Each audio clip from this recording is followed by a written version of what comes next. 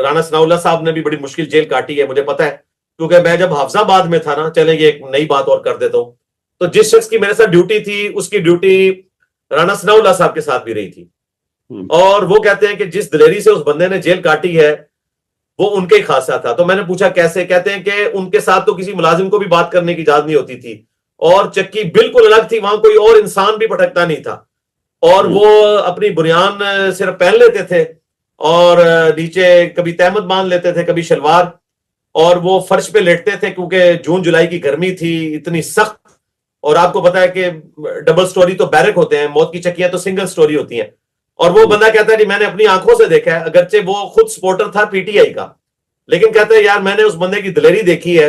उसने कभी कोई गिला शिकवा नहीं किया, कभी किसी पे चीखा नहीं, कभी कुछ नहीं,